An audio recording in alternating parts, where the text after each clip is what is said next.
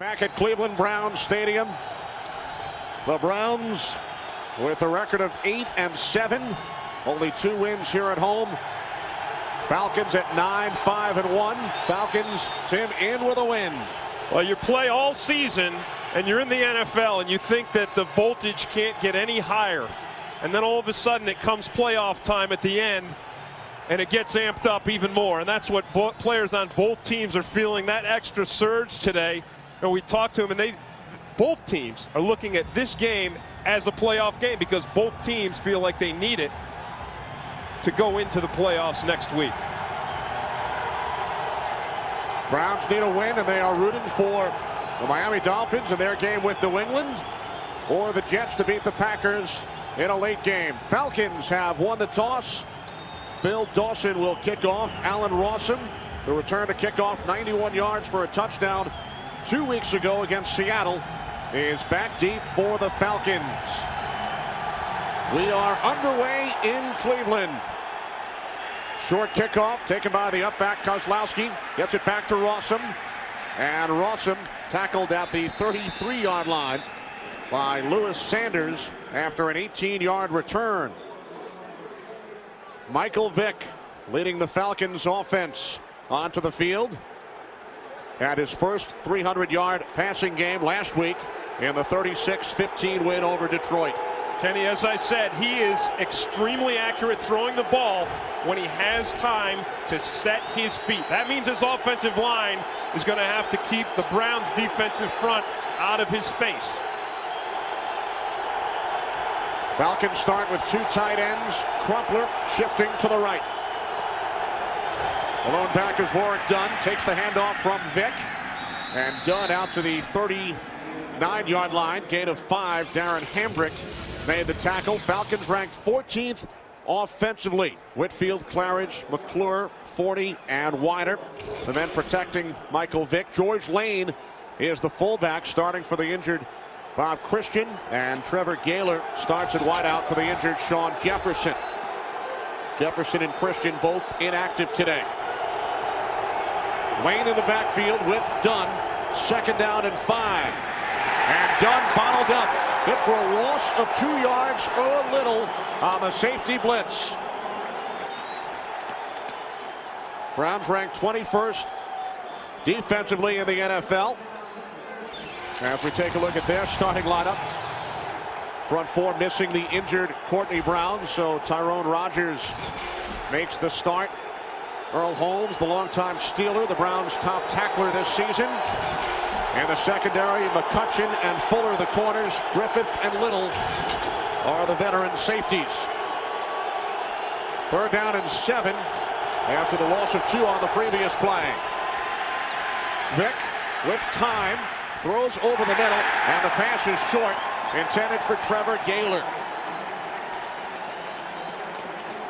Well, Michael Vick has struggled this season at times early in the game, and he feels like if he gets too excited and too hyped up, the ball gets away from him. And the Falcons have struggled in their opening possessions all season long.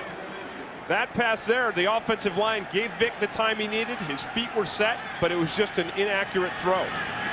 Chris Moore punting, and it's a bad kick off the side of his foot, but it does take a Falcons roll all the way down to the 26-yard line.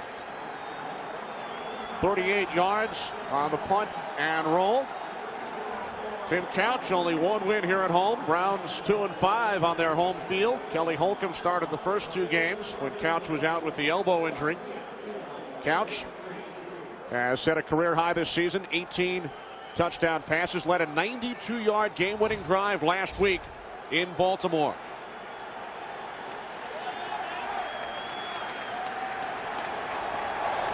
Browns start from their own 25-yard line. 2 tight ends set. William Green in the backfield. Couch to the air on 1st down. And the pass is caught out at the 31-yard line by the tight end Steve Hyden for a gain of 7. Keith Brooking on the tackle. Browns offense ranked 23rd.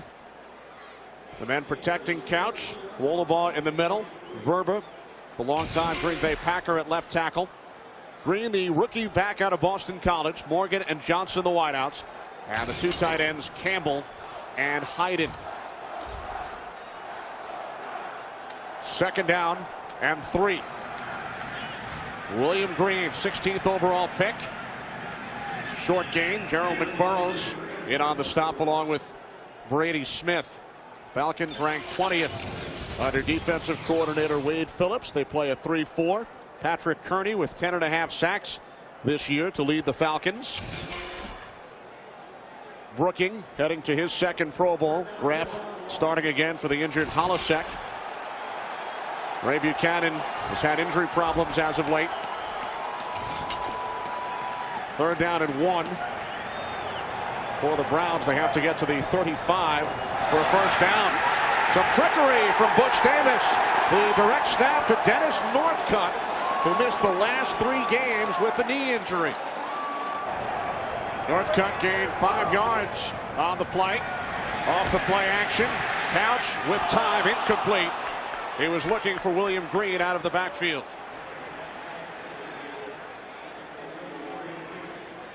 Well, one thing the Falcons secondary felt, that they could read Tim Couch's eyes. They felt that he has established a pattern of looking at his primary receiver solely, and then once the primary is checked down, he goes right to the underneath receiver, right there to William Green. Green with 14 receptions this season. Now second and 10. Kevin Johnson in motion. And the give is to Green. Cuts to the outside. Hits by Buchanan and has a first down. Into Falcons territory. A gain of 12. Well, William Green does a nice job on this run, but he's also gets a nice block from Kevin Johnson on the outside. And William Green, the first-round draft pick of the Browns, started out this season pretty sluggishly. First 9 games, averaged 2.3, but the last 6 games, almost 100 yards a game and almost 4 yards a carry.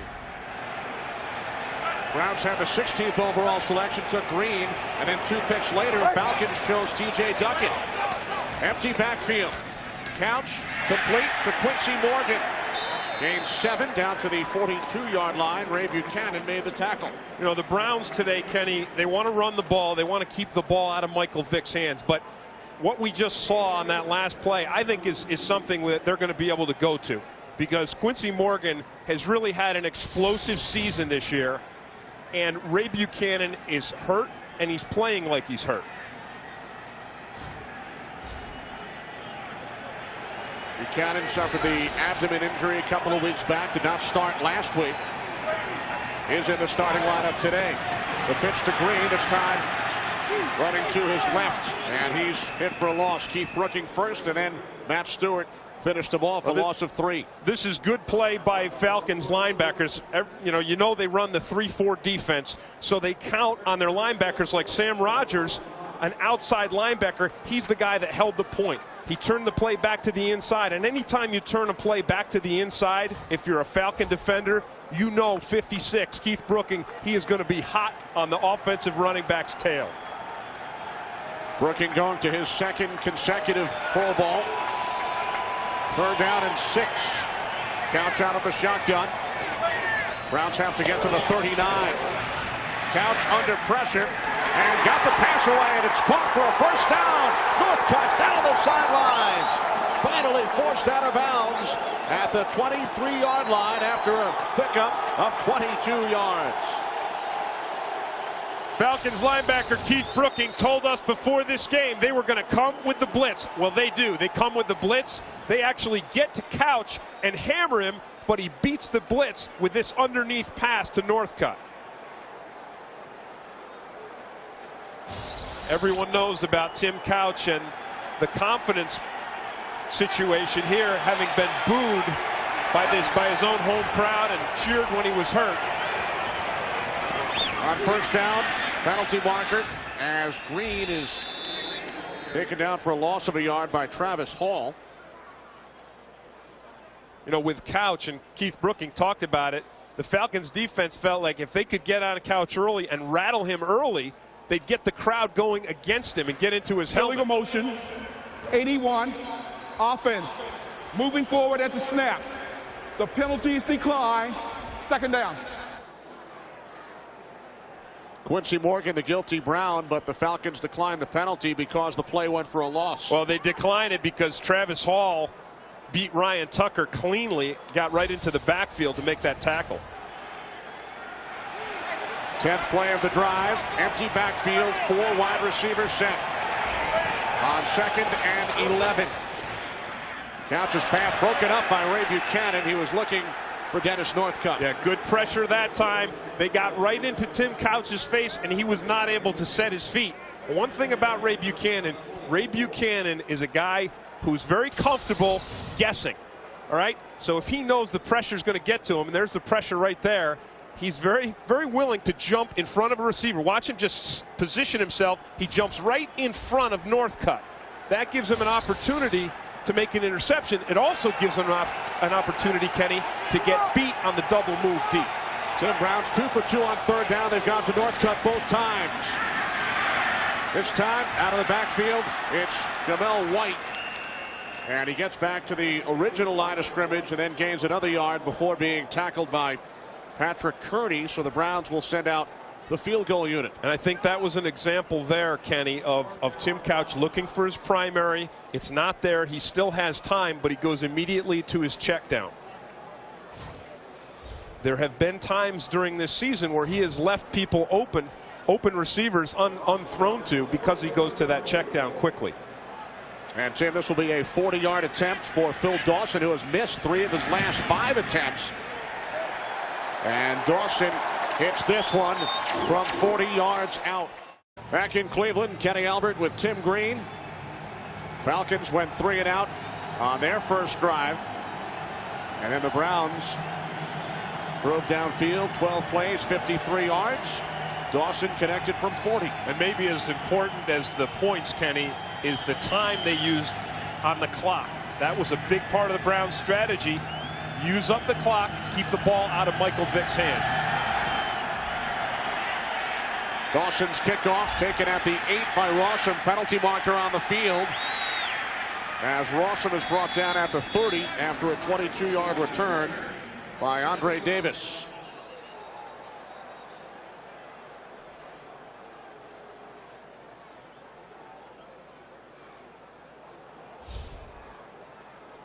Johnny Greer signaling the penalty against the Browns.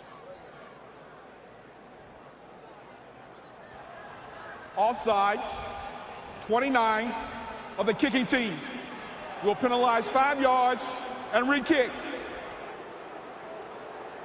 James Jackson was offside, so Dawson will do it again. Dawson kicking this time from the 25. Taken at the 15 by Rossum. Rossum brought down, lost the football, and the Browns have recovered.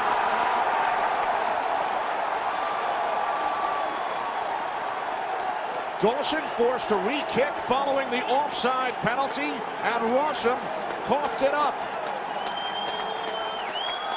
Well, Michael Jamison does an excellent job. Here's Jamison, 22. He has to contain the play, and not only does he contain Rossum and turn him back to the inside, he strips the ball clean. And then Lewis Sanders, number 21, fell on it.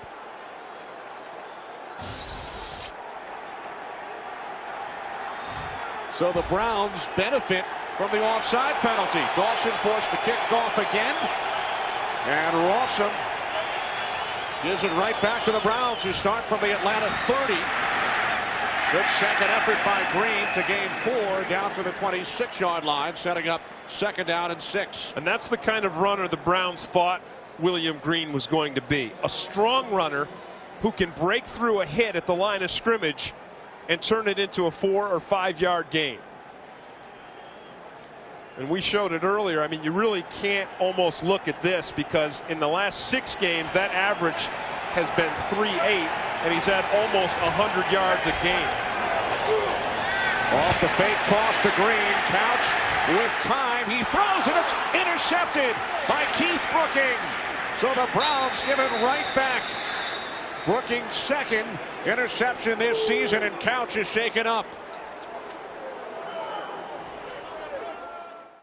Back in Cleveland, Falcons get it right back following the Brooking interception. And that was a spectacular physical feat by Keith Brooking to leap up and pull down that Tim Couch pass. Falcons start from their own 14-yard line. They went 3 and out on their first possession. Vic's pass is caught by tight end Reggie Kelly for a gain of 9. Well, Tim Couch on that interception, Kenny, he's looking right here for this crossing route all the way, and he doesn't believe that Brooking can leap up and get in front of that football, but Brooking keys it the whole way. Excellent. Keying Couch's eyes, he follows, you can see his head, he follows the receiver across the field, and a great leap by Keith Brooking. His second pick this season. Second down and 1. Done. Back to Vic. Some trickery from Dan Reeves. Vic looking for Brian Finneran. Nearly intercepted by Corey Fuller. And Finneran never should have stopped running. He actually slowed down. I don't think he thought Michael Vick could throw the ball as far as he did. He can throw it out of a stadium. I tell you, Finneran should have just kept going. Here's Couch on that last series. We're just going to take a look at it because as he throws through, he hits his helmet, or he hits his thumb on Brady Smith's helmet. A typical injury for quarterbacks. You see him trying to get the feeling back into that thumb over there on the sideline. We saw that happen to Vic 2 weeks ago against Seattle. Dunn on 3rd and short. Picks up the first down. Browns leading this one 3-0 on a 40-yard Phil Dawson field goal. On first down, Dunn out to the 40-yard line. A gain of 8. Darren Hambrick finally brought him down. And that's the second play that we've seen Warrick Dunn run up through the center of the defense for a big gain. And to me, there's a lot of impressive things about Warrick Dunn. He has that Barry Sanders-esque kind of elusiveness. But what he has that no other small back has is the ability to run right up the center of a defense and run hard. Got off to a slow start this season, but has really come on. He has 400-yard games. He's done it the last 2 weeks. Dunn again up the middle out to the 44-yard line. Wayne Rudd made the tackle. Dunn picked up the first. And I think that play is a perfect example of what we were just talking about. Warrick Dunn picks up the first down. But watch what he does, Ken. He's not a big man, but watch him lower his shoulder, put his head down right here. Look at that. Wham! I mean, he doesn't knock Dwayne Rudd backwards, but Rudd doesn't knock Dunn backwards either. I am really impressed, and he does it with leverage and leg strength. We continue to check out-of-town scores. You saw the Saints lead the Panthers 3-0 in New Orleans. Off the play fake. Vic's pass is deflected and then picked off by Robert Griffith. The second Falcons turnover this quarter. Well, Dan Reeves and the Falcons have talked to Michael Vick all season about putting some touch on the shorter center of the field passes, and I think he put too much touch on that last ball there. Third turnover of this quarter. Falcons have committed 2 of the 3. Green out to the 39-yard line for a gain of 5. Kenny, if you take a look at this interception, you're going to see Crumpler come right across the middle here, and Michael Vick has such a strong arm, and see how he takes something off the ball? He just kind of lobs it in there, and that's what enables Earl Little to come out, get a tip on it, and then Robert Griffith to get the interception. So that, I think, is an example of a young quarterback overcompensating. Second down and 5 from the 39. Green up the middle. Big hole. First down into Falcons territory. A gain of 13 yards for William Green. Falcons commit their safety. They come up on a run blitz here. You see the guys on the outside on a run blitz, and that means that if you break through that first level, you're going to have a big run against your defense. The only guy left is going to be the free safety.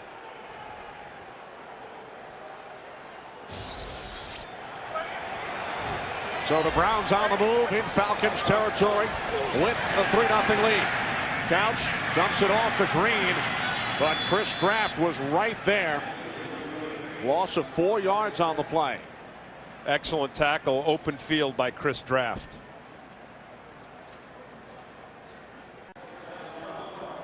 Draft replacing John Holisek, who Wade Phillips brought from Buffalo. Of course, Wade hired as defensive coordinator in the offseason by the Falcons. Brought that 3-4 defense, and he brought guys like Keon Carpenter, the safety, John Holisek, and Sam Rogers because they know the defense so well. Penalty markers on second down. Prior to the snap, false start, number 81, offense. Still second down. That's Morgan's second penalty. Well, there was some movement by the Falcons nose guard, but it was lateral movement.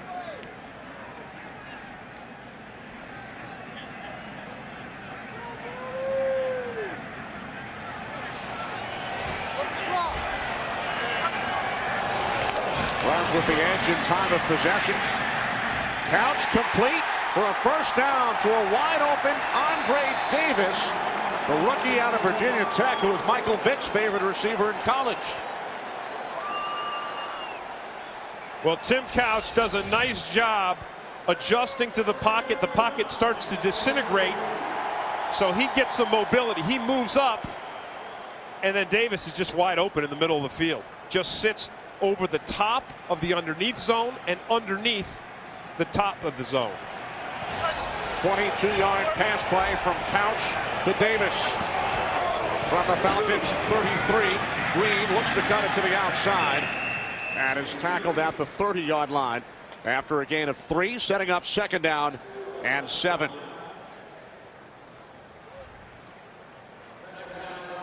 Kenny, the Falcons obviously playing for a spot in the playoffs, and that means the pressure is on. And so far, they've not done well under pressure. We've seen miscues. We saw the fumble by Allen Rossum, and then the interception by Michael Vick. 2nd and 7 from the Falcons 30. Green. No gain on the play. It'll be 3rd and 7.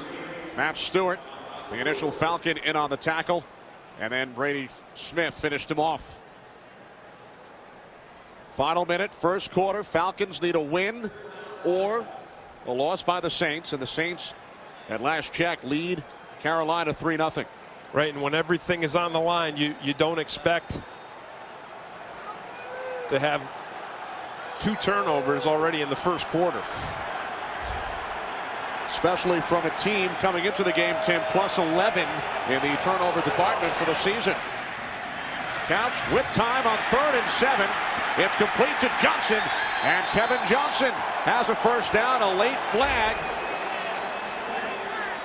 Gain of 8 on the play for a first down, and Johnson may have taken a late hit out of bounds. Maybe a block in the back by the Browns, Kenny. Falcons seem to be celebrating, and it is against Cleveland. That's a huge break for Atlanta.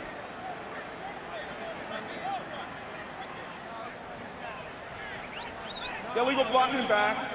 Number 81, offense. Will penalize 10 yards. Still 3rd down. That's Quincy Morgan's 3rd penalty of this first quarter. The unfortunate thing is Quincy Morgan, here he is right here. He puts the block on Buchanan, and really it's an unnecessary block because Kevin Johnson already has the first down, and it's clearly a block in the back.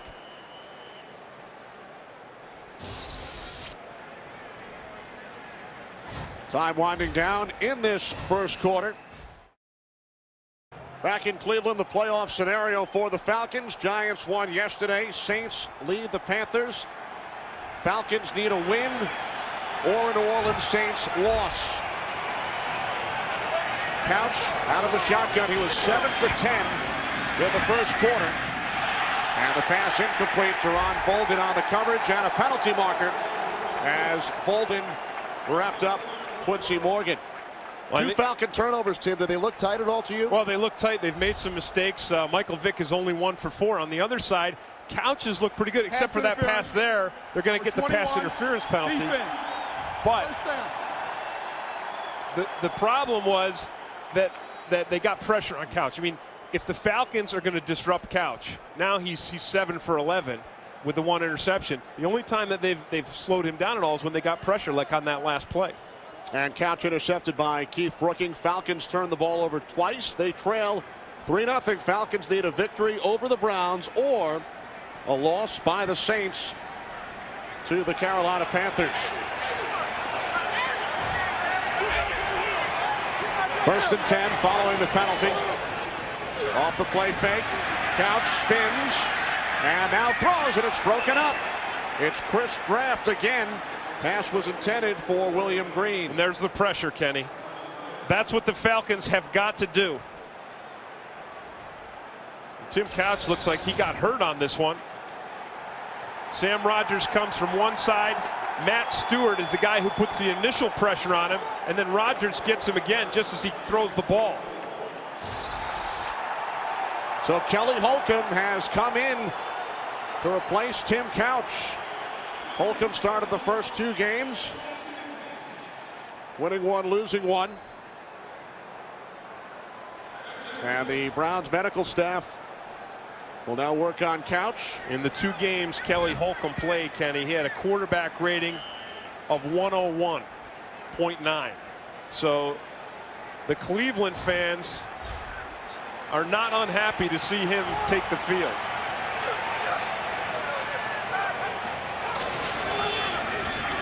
Here's Green on 2nd and 10, brought down by Brady Smith. Great interview with Steve Spurrier on the program this morning. Northcutt down to the 23. Northcutt stopped 3 yards short of the marker. Let's remember, Kenny, this Browns drive right now started off as a result of Michael Vick's interception when he threw over the middle to Algie Crumpler. Tim Couch hurt. Kelly Holcomb, the backup quarterback, replacing him. And the Browns going for it on 4th down.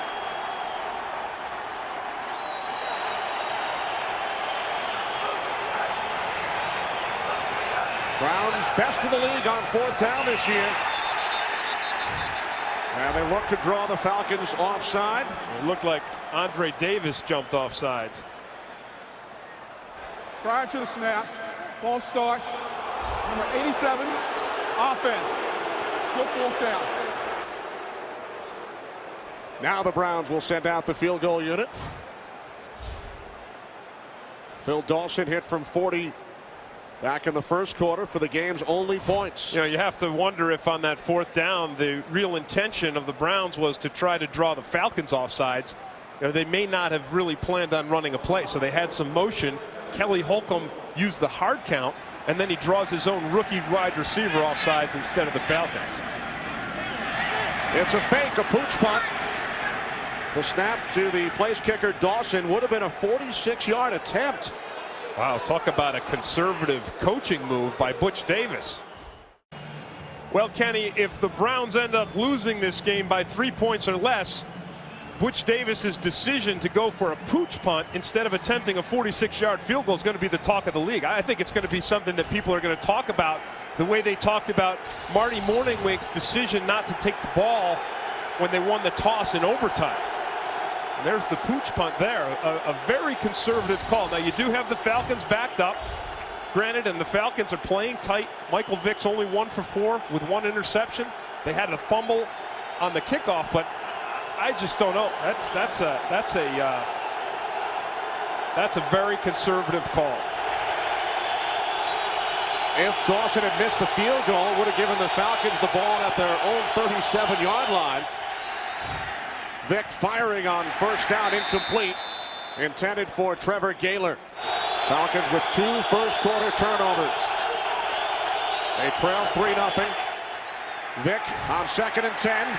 Could not find anyone. He takes off and is brought down at the 17-yard line. Gained 8 yards on the play. So it will be 3rd down and 2.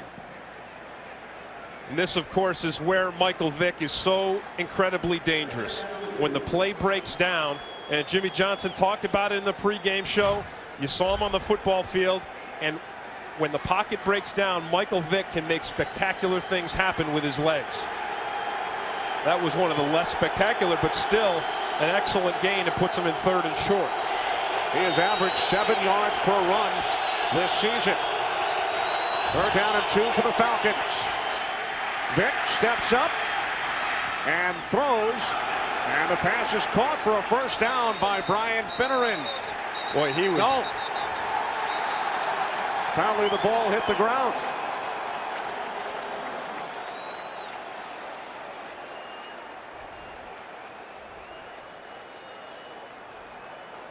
Well, Michael Vick was very close to the line of scrimmage. On the field.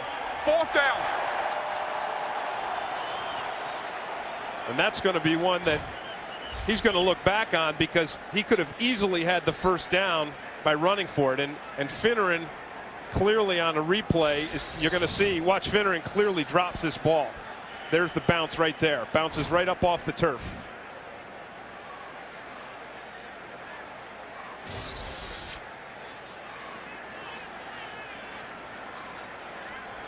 Tim Couch heading back towards the tunnel to the Browns locker room. Atlanta is challenging the ruling on the field that the pass was incomplete. That's a bad challenge. That's going to be a wasted timeout for the Falcons. But in a game with this much importance, is it worth taking the risk? Not if you see this replay, and somebody up there's got to be in the booth's got to be watching, and somebody, if you're watching, you saw that replay. We showed it already before they challenged. So yeah, I think that's a mistake. I know it's a mistake. Well, Johnny Greer will take a look. You know, because you may first of all need the timeout, Kenny, and secondly, the way things have been going in the National Football League this season, it's highly likely that you're going to need at least 1, if not 2 more challenges, and you only get 2 per game. And this one looks to be pretty clear cut. Remember, there must be indisputable visual evidence to overturn the ruling on the field, which was an incomplete pass.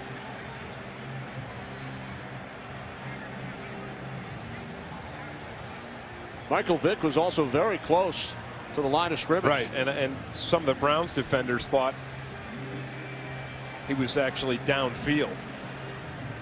He was called for a penalty last week for crossing the line of scrimmage before he threw a pass. You have to understand what's going through Michael Vick's head, and that is, he's in that situation. It's 3rd and 2, and you say, well, why wouldn't he just run it? Because he could have had the 1st down. It was pretty clear. But again, he has been coached, and it's been drilled in his head over and over. Listen, if you have an opportunity to throw the ball and let someone else make the 1st down, that's what you do. You don't. The Falcons don't want to rely on Michael Vick to run to make every 1st down. After reviewing the play, the pass hit the ground and bounced back up into the receiver's hand. The pass is incomplete. Atlanta will be charged with a timeout. So the Falcons remain 0 for the season in replay challenges. Falcons lose a timeout. And Chris Moore comes out to punt from deep in Falcons territory.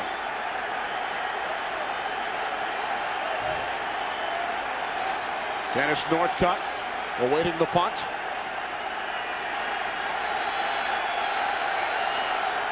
Browns should wind up with terrific field position after they elected not to kick a field goal.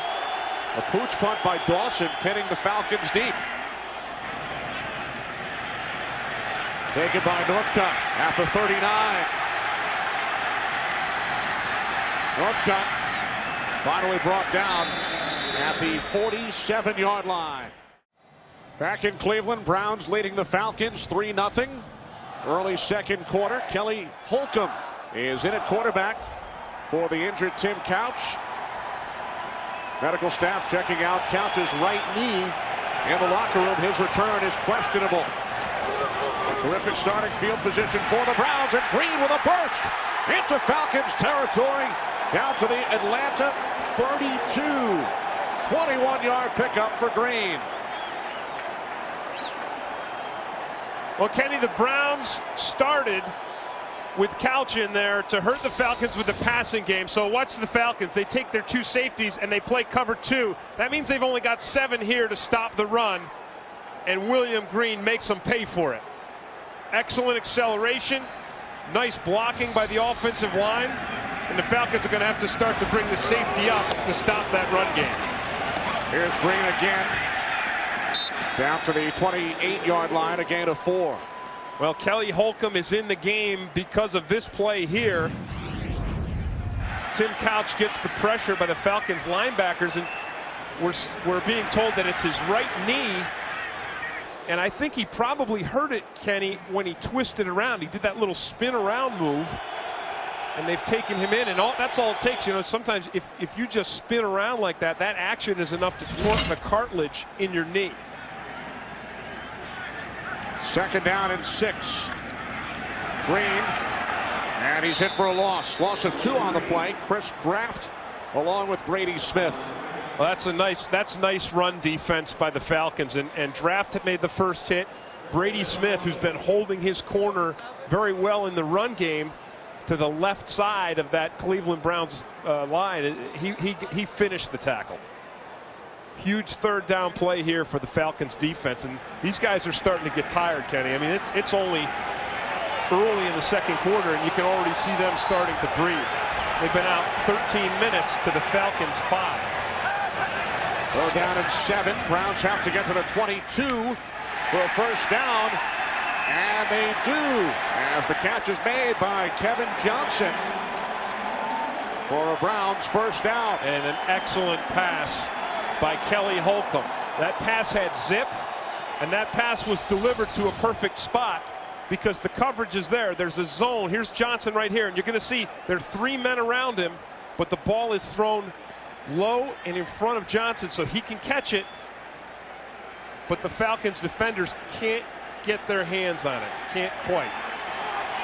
Holcomb in his 7th season out of Middle Tennessee State. Butch Davis told us yesterday he's done everything we've asked as he started the first 2 games. Green inside the 10, inside the 5, to the end zone, touchdown. William Green, a 21-yard touchdown run, extending the Browns' lead.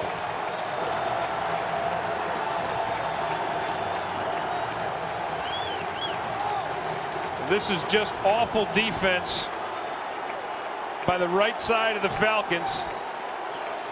Sam Rogers loses the corner, and Ray Buchanan is there and is unable to do anything to help. And it's a fantastic burst by William Green.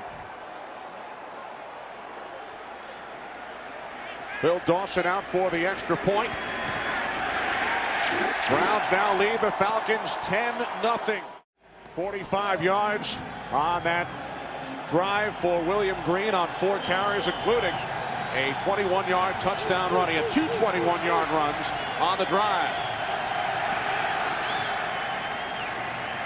Remember, Rawson fumbled the kickoff earlier. Takes this one out to the 28-yard line. William Green does a great job beating Sam Rogers to the outside. He beats him to the corner, but the key to this play are the wide receivers, believe it or not, because you've got Kevin Johnson and Quincy Morgan with their blocks on the Falcons cornerbacks, and that gives Green a clear lane to the end zone. So excellent blocking by the Browns wide receivers. And now the Falcons, who have run only 12 plays from scrimmage, go back to work. And a big hole for Warwick Dunn out to the 36. The Browns up 10-0, and Miami up that much.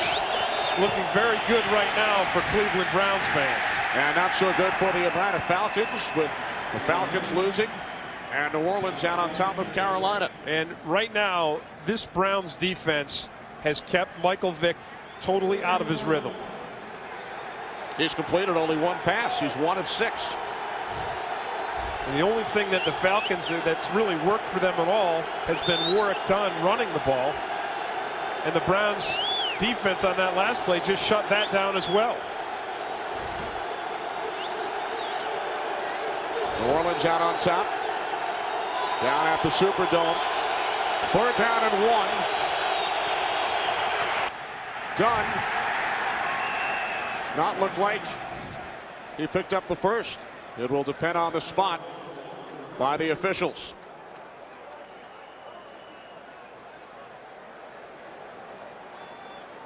Well, I'm sure it won't surprise you when I tell you that Robert Griffith, the Browns' strong safety, was the guy who came up and delivered the big hit on Warrick Dunn. And that's what Griffith does for this defense. Now, Foch Fazio, the defensive coordinator, knows Griffith well because he coached him in Minnesota with the Vikings. But the hit wasn't big enough on that one, huh? Boy, I'm with you. I thought that that was going to be short. A generous spot, and the Falcons do pick up the first down. Let's take a look at Robert Griffith. Look at this, Kenny. Watch him come up here on this short yardage play and wham. I mean, he just stops Warrick Dunn right there in his tracks. He told us yesterday that when you're trying to tackle Warrick Dunn, you've got to get yourself under control because he can make you miss and then be gone. TJ Duckett.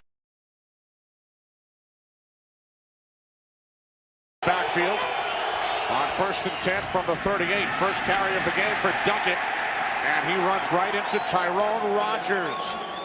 Yeah, the other way the Falcons can get into the playoffs is they could lose today, and if the Saints lose to Carolina, Falcons still go to the playoffs.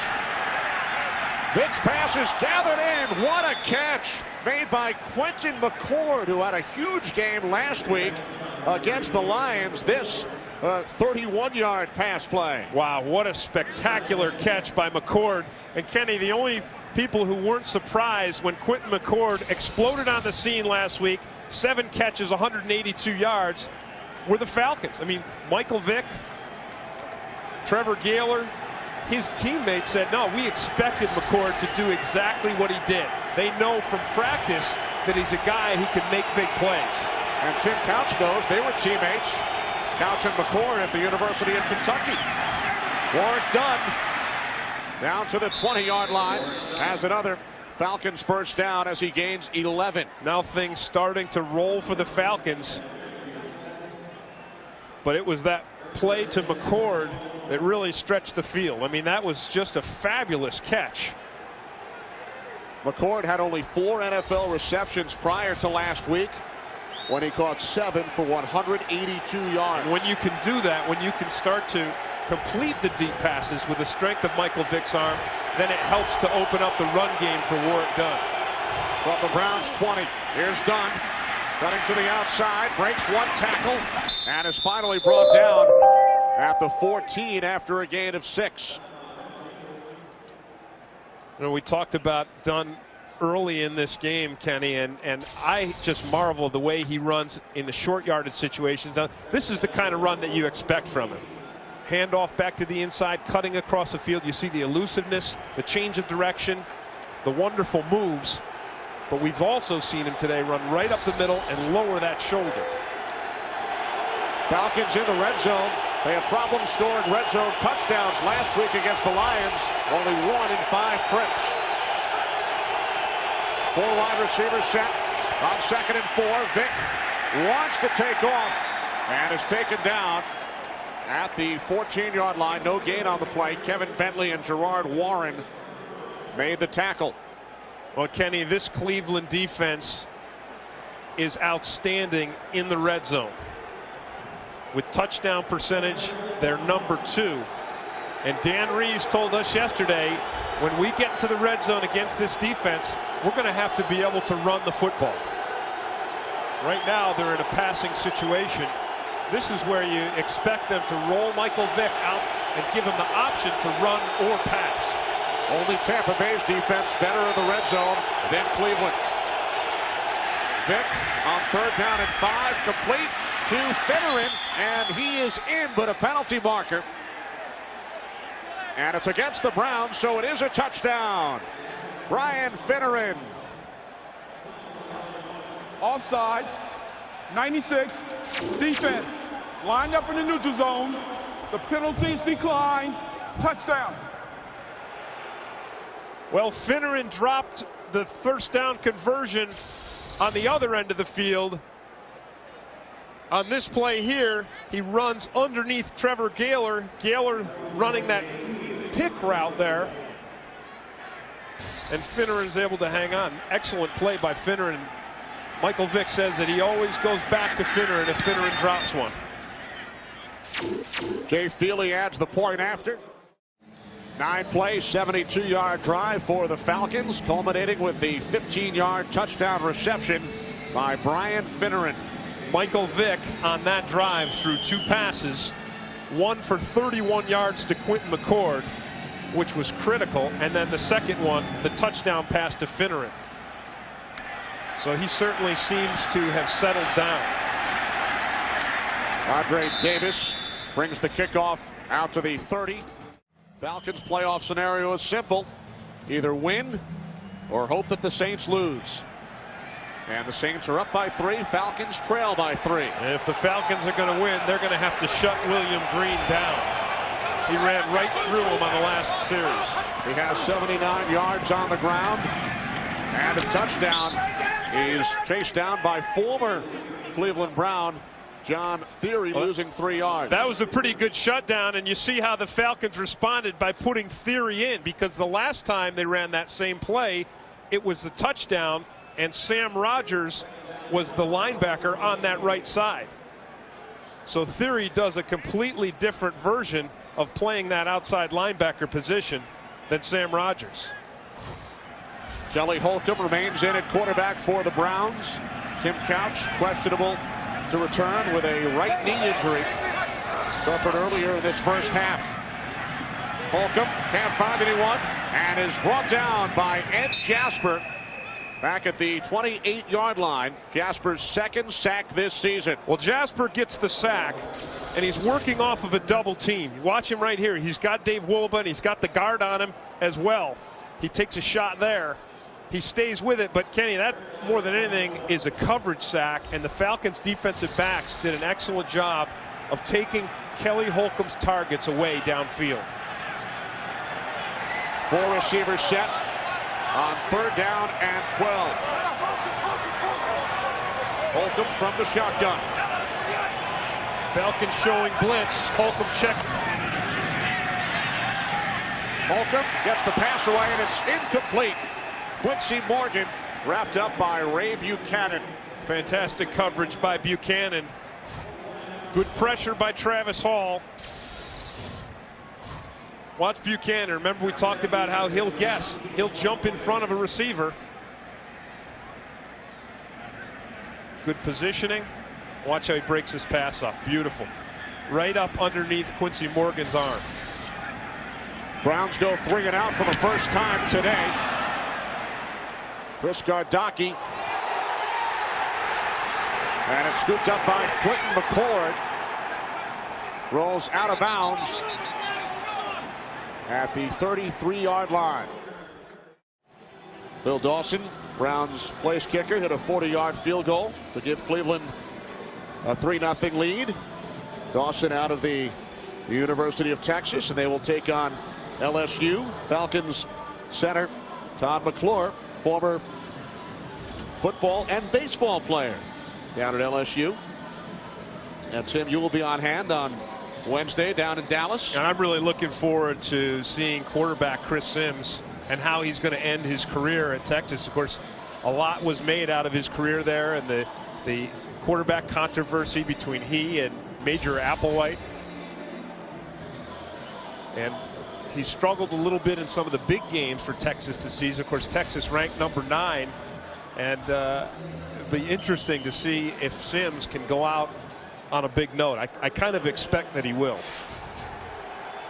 It's coming up this Wednesday. Early start, 11 Eastern, 8 a.m. Pacific on Fox. Falcons start from their own 33-yard line. And Vick firing downfield. And Finneran could not hold on. Good effort. Corey Fuller on the coverage. Wow. What a perfectly thrown pass by Michael Vick. And it's almost as if this catch takes Finneran by surprise. Right in his hands, and he just loses it. Look at that.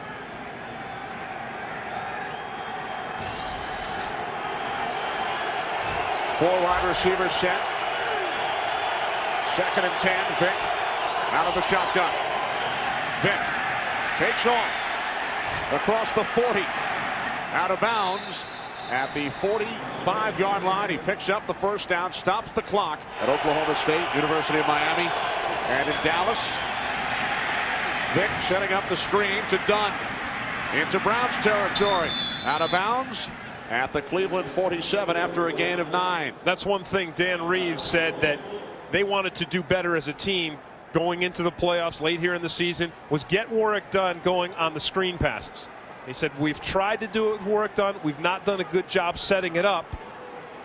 That one was set up perfectly.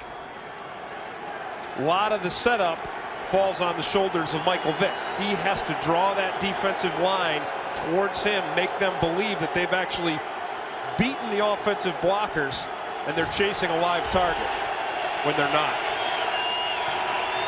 1:33 remaining in the half.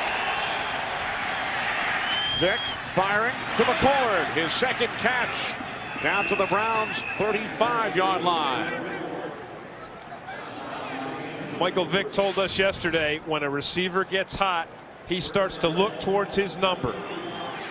Right now, Quentin McCord has 2 catches, both of them excellent grabs for big yardage. Vick can't find anyone, looks to run, and then throws it in the vicinity of Warrick Dunn. Bernard Lang had Vick wrapped up. That was a risky move by Michael Vick, but you see how determined he is not to take a quarterback sack. Earlier in the season, he was sacked 1 out of every 10. Lately, it's only been 1 out of every 23. He's been sacked only 6 times in the last 5 games. The crowd here is booing, but as you mentioned, Kenny, that ball was definitely in the vicinity of Warrick Dunn. So now 2nd and 10.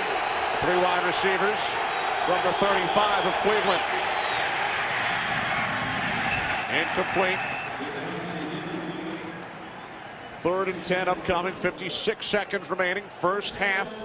Falcons need a win or the New Orleans Saints loss to make the playoffs for the first time since 1998 when they went all the way to the Super Bowl.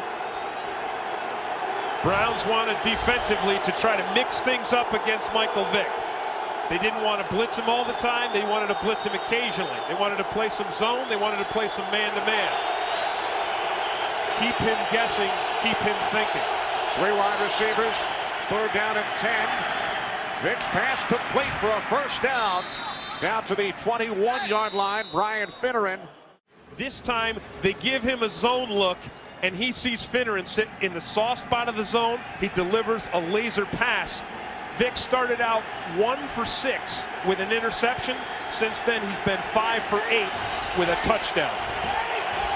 Falcons with 1 timeout remaining. Remember, they lost one on a challenge from the Cleveland 20.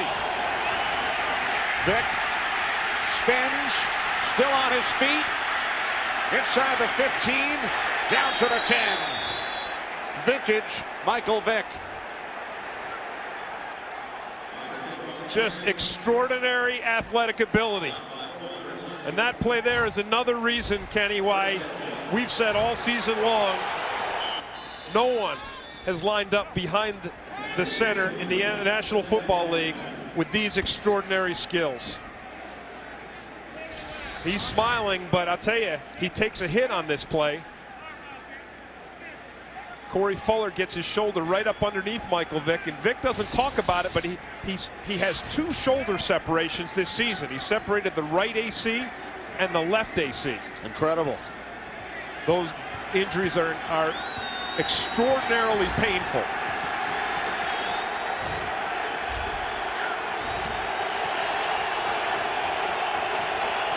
Second and 10 from just outside the 10. Vick hesitated, Now looking end zone and throws it away. Under pressure once again. Clock stops with 14 seconds remaining in the first half. Nice coverage by the Browns secondary downfield. Kenny, that was a designed run play. You could see the hesitation by Michael Vick. That looked like a quarterback draw to me. He hesitated once he got back into the pocket. Looked like he was going to run. Carolina now on top of New Orleans. That would make this game irrelevant to the Falcons from a playoff standpoint anyway, but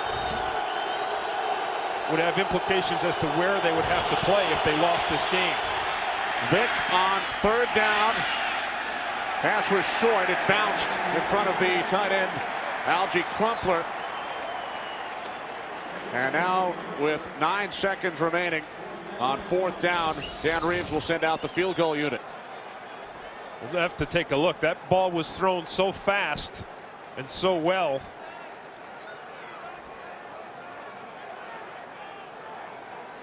Tough to tell from that angle whether it bounced or not. Boy, Kenny, that looked like a catch. See, that's where you want to save your challenges for that one, not for the Finneran one they used earlier.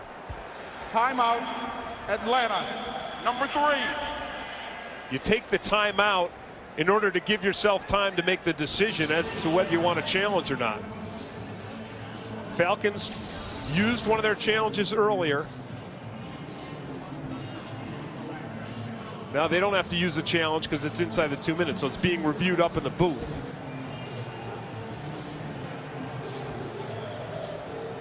We were buzzed by replay prior to the timeout. Atlanta will not be charged with their third timeout.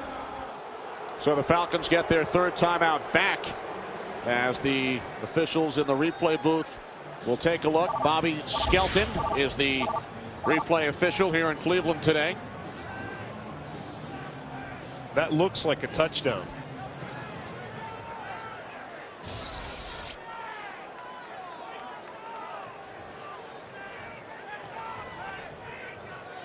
So Bobby Skelton buzzed down to referee Johnny Greer.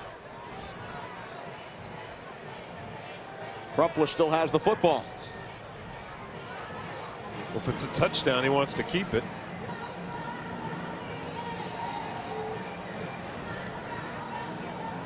Remember, the call on the field was an incomplete pass, so there must be indisputable visual evidence in order to rule it a touchdown.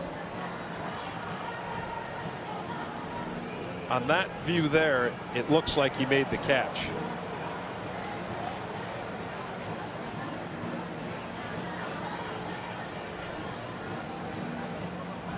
It will either be a Falcons touchdown, which would give them the lead, or they would attempt a field goal to try and tie the score.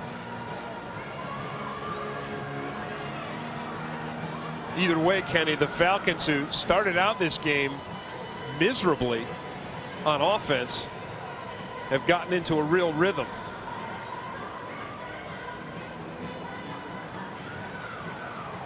We've seen some vintage Michael Vick. We've seen some scrambles. We've seen him run for some first downs. We've seen some nice deep passes from him.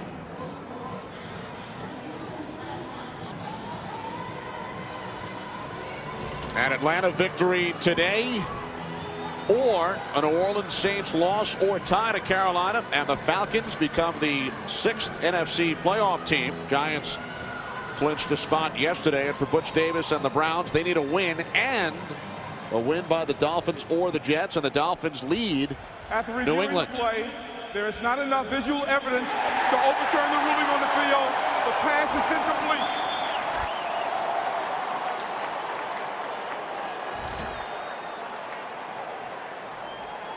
And I think that's one of those ones that could have gone either way. That could have been an indisputable visual evidence. Some people could think that was indisputable. Others could say it was not.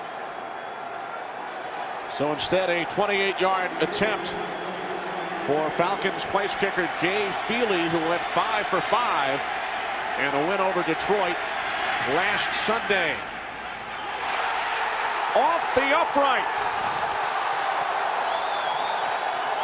So Feely, who missed a 36-yard chip shot in overtime against Seattle 2 weeks ago, hits the left upright on this 28-yard attempt. What's going through his mind right now? The Giants game yesterday. David Akers with the late miss for the Eagles, leading to the Giants' overtime victory. Just hooks it. Look at that. Even hits the inside of the post. Holcomb takes a knee. First half comes to an end. What a turn of events. Johnny Greer does not rule it a catch and a touchdown for Crumpler. Falcons attempt the field goal, and Feely hits the left upright. So the score at the half, the Cleveland Browns, who lost starting quarterback Tim Couch, lead the Atlanta Falcons by the score of 10-7. Falcons will kick off to begin this second half. Andre Davis back deep for the Browns. Phillies kickoff taken by number 84 Andre King, and King taken down at the 24-yard line. Falcons head coach Dan Reeves spoke moments ago with our Tony Rizzo. Thanks, Kenny. Coach, team's in the ball game. You haven't played your best, though. Well, we've had some turnovers in the first half. Battled back a little bit there before the half. We're back in the ball game now. It's going to all depend on the next 30 minutes. You going to put the ball more in Michael Vick's hands? Well, it's been in his hand pretty much the whole first half. So, yeah, we're going to go with what we got here to see what Mike can do. All right, thanks, Coach. Back to you, Ken. All right, thanks very much, Tony. Tim Couch injured his right knee in the first half. Kelly Holcomb has attempted only 2 passes. Browns have kept it on the ground for the most part with William Green, but Holcomb throws on first down, and it's caught by Green. Green out to the 34-yard line, close to the marker.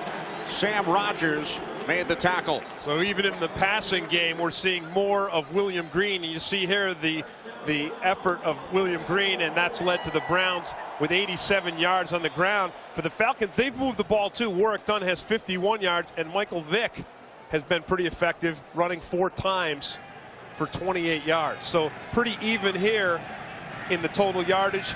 Falcons, of course, losing the turnover battle. Dan Reeves mentioned the 2 costly turnovers early in this game. Keep in mind, Falcons missed a field goal. Here's Green.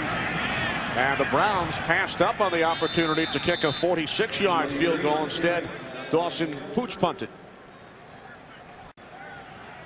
Well, part of the key to this 3-4 defense, Kenny, starts right here in the middle. Ed Jasper working on Dave Wolaba, who the Falcons said was the best offensive lineman that the Cleveland Browns have. But we talked to Wolaba, and he said, normally he's used to nose guards who are those big body guys, a Norman Hand type guy. So he was concerned with dealing with Ed Jasper and his quickness.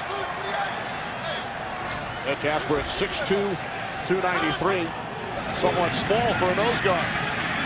Holcomb under pressure from Patrick Kearney, lobs it up out of bounds.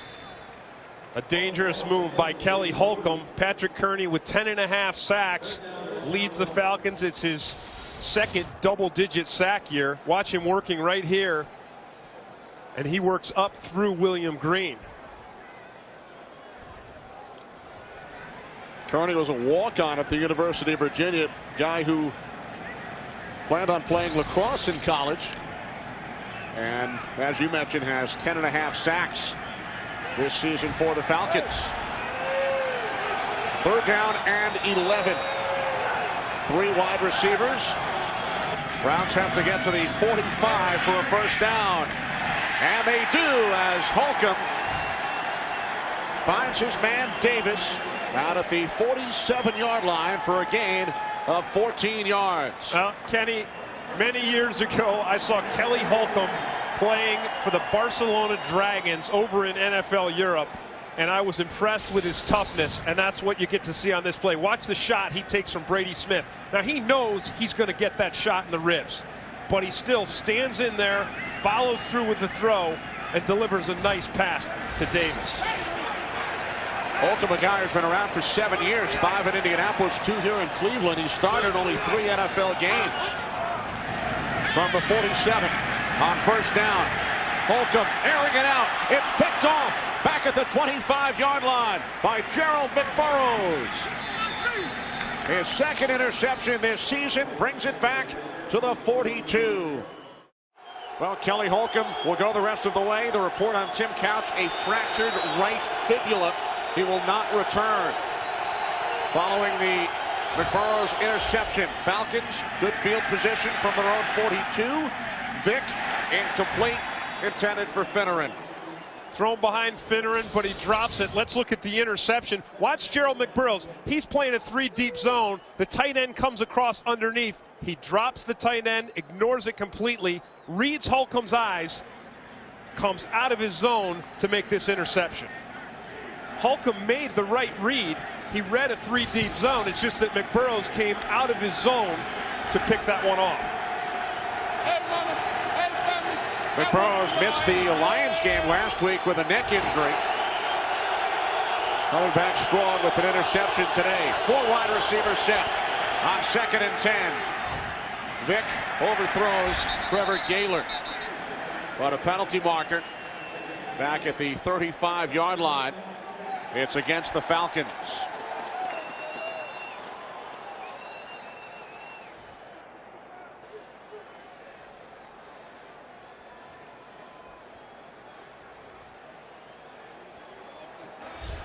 Holding, 65, offense.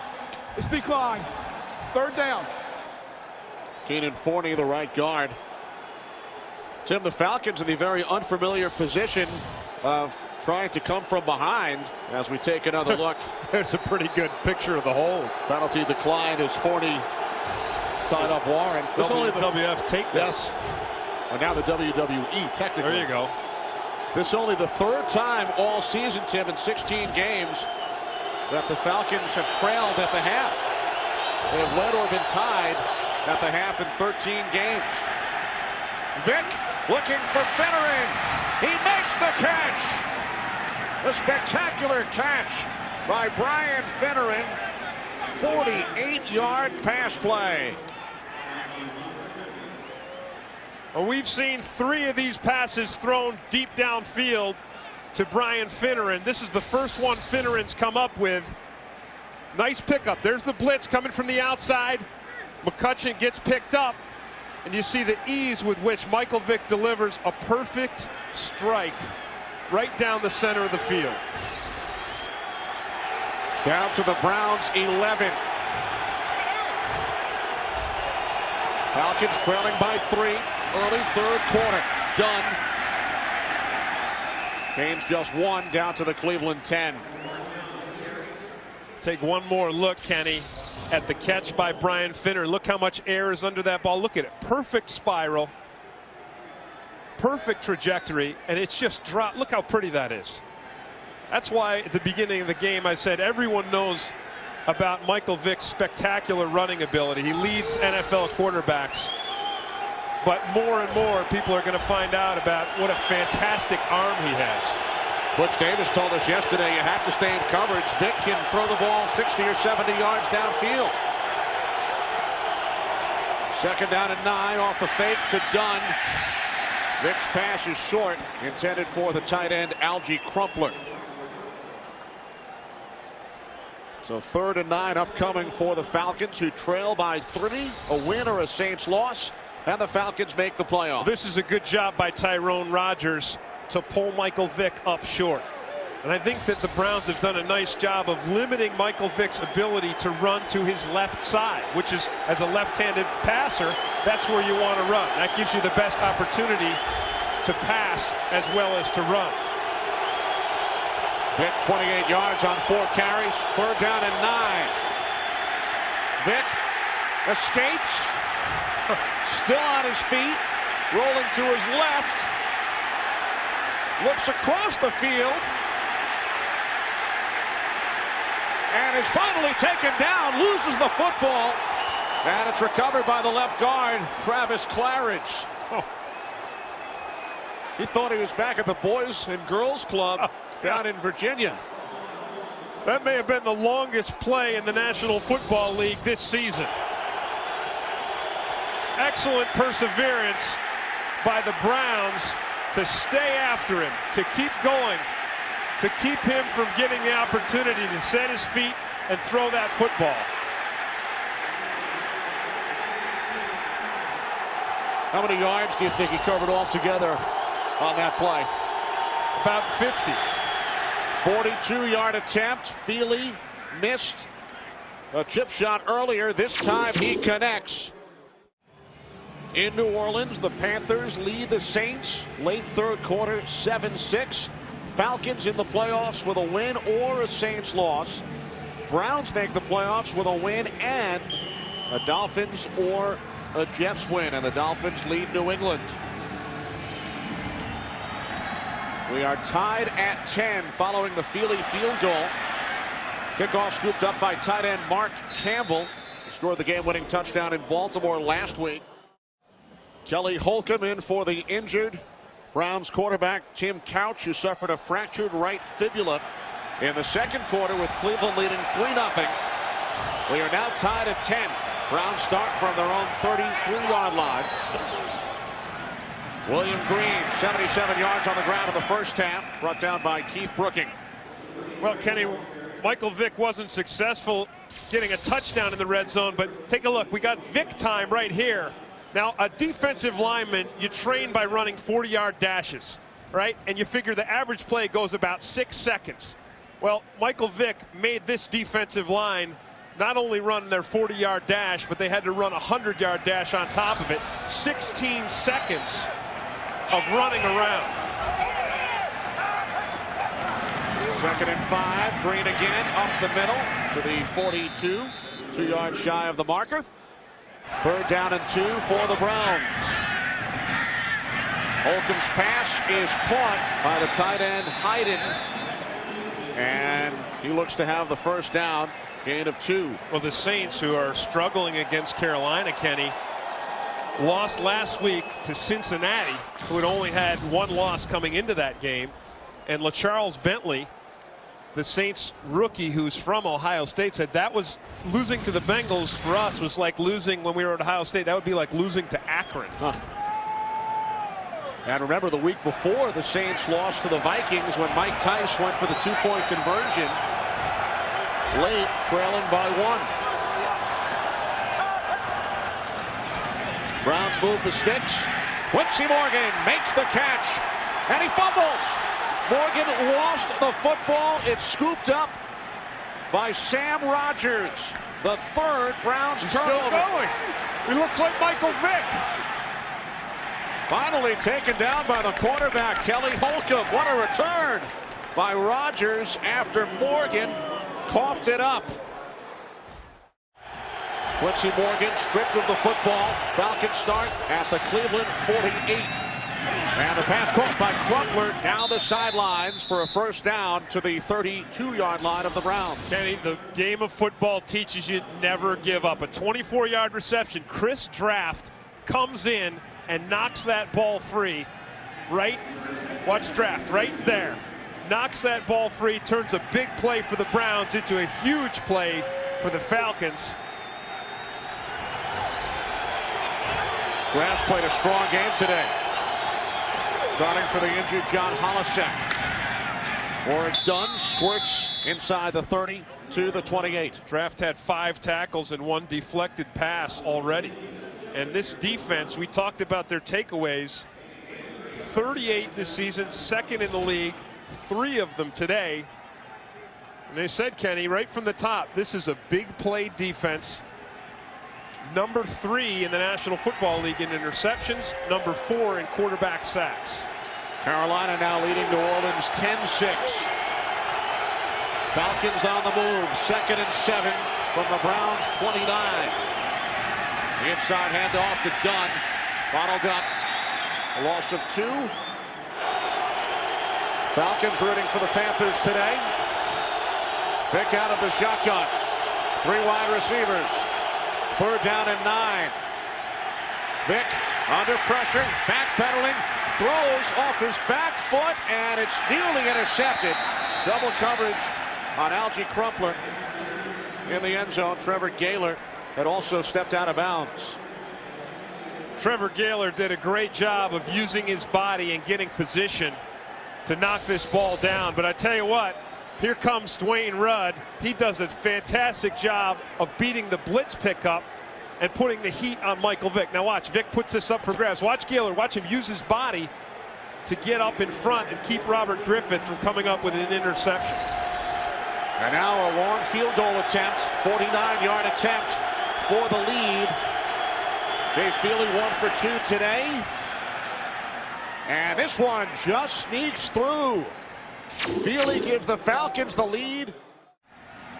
And NASCAR owner Joe Gibbs, a minority owner of the Atlanta Falcons. Brought in by new owner Arthur Blank.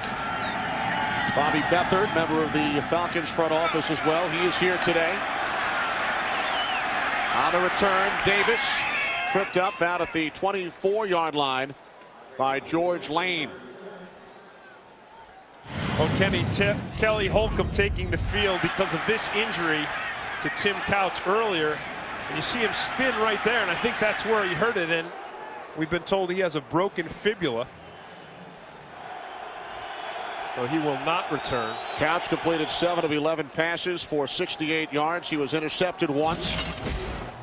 Browns have turned the ball over 3 times, including on their last 2 possessions. A McBurrows interception and the Quincy Morgan fumble. William Green out to the 27-yard line, gains 3. Ray Buchanan the tackle. Yeah, and that was a nice tackle by Ray Buchanan, because earlier in the game, Kenny, we saw William Green getting to the outside and then running through the Falcons cornerbacks. We saw Ambrose and Buchanan both being blocked on William Green's touchdown run. That time Buchanan came up and made a nice open field tackle. A look at the scores on our Fox box. Miami continues to lead New England.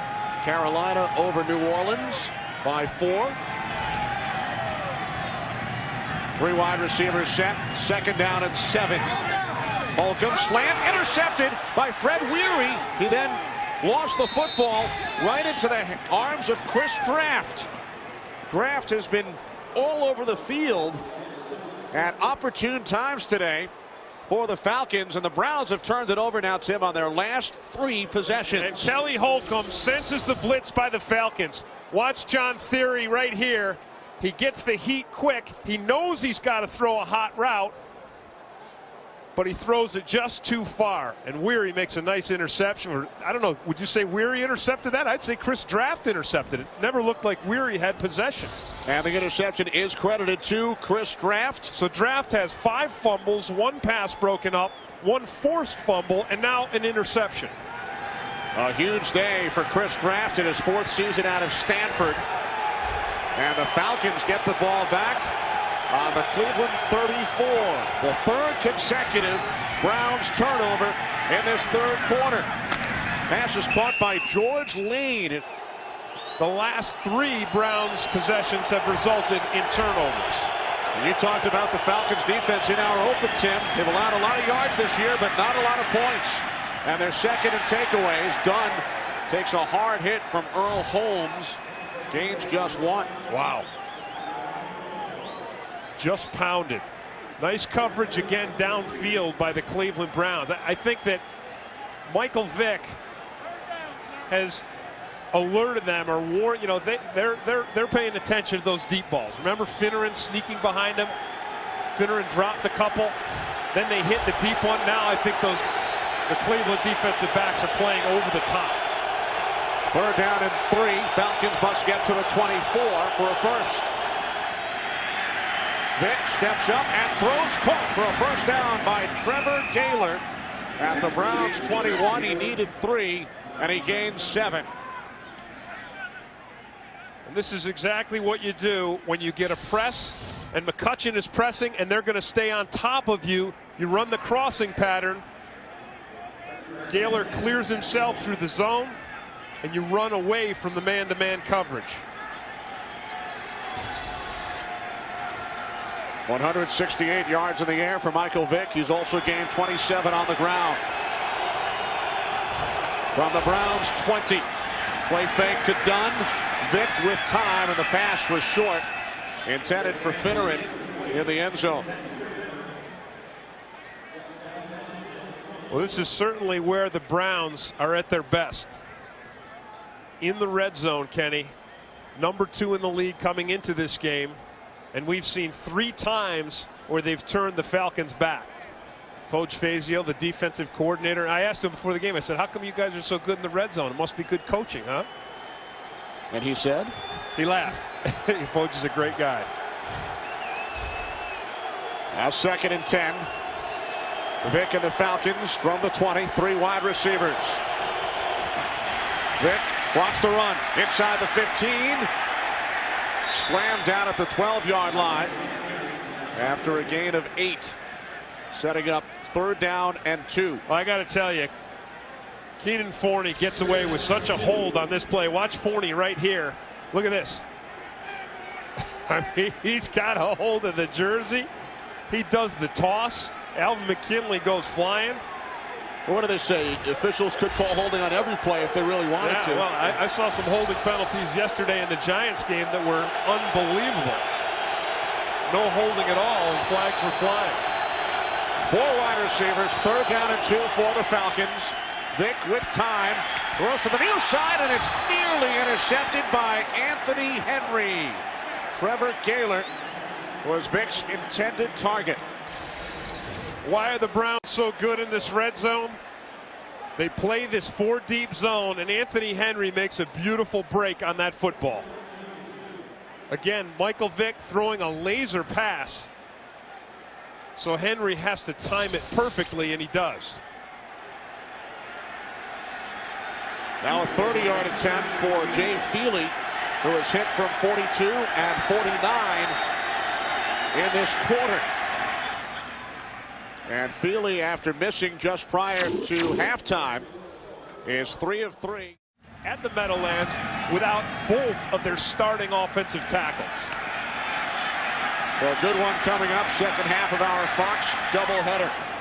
Andre Davis brought down after a 23-yard return. Patriots trailing by only 8.